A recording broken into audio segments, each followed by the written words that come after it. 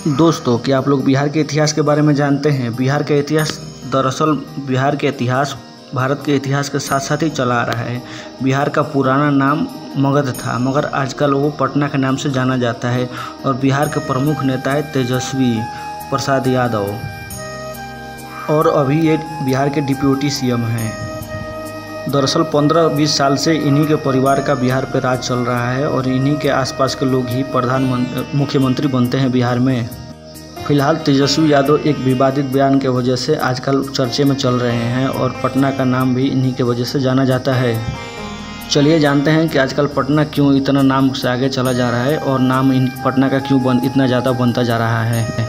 दरअसल बिहार में 15% आम की खेती होती है और 71% लीची की खेती होती है। इसी के साथ साथ मक्के की भी खेती यहाँ पे होती है ज़बरदस्त। 15% पूरे देश की मक्का यहीं से उत्पादन किया जाता है और 13% शहद।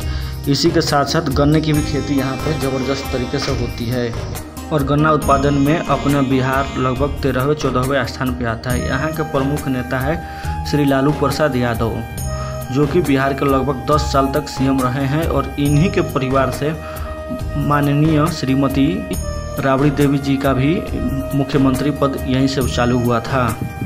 इन्हीं के साथ साथ नीतीश कुमार भैया चाचा भी हमारे बहुत आगे हैं और इनको पलटू राम के नाम से जाना जाता है।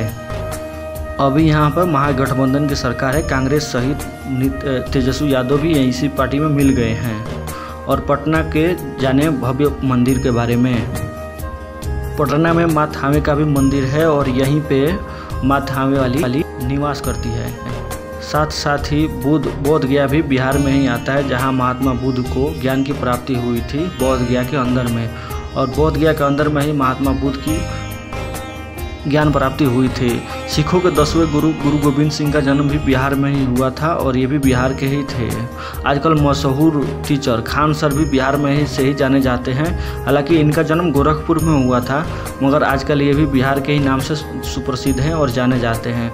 पहले बिहार में झारखंड भी एक साथ था, तो इसलिए बैजनाथ धाम भी भगवान भोलेनाथ का धाम बिहार में ही पड़ता था। बैजनाथ धाम के बारे में ही तो जानते ही हैं आप लोग। सावन में यहाँ पे जल ढारा जाता है और भगवान भोलेनाथ की सेवा की जाती है। इसी के साथ साथ अपने मनीष भैया के बारे में भी जान लेते हैं। मनीष भैया एक यूट्यूबर के साथ साथ महान पत्रकार भी थे, जो कि लोगों के बीच सच्चाई लाना स्वीकार करते थे।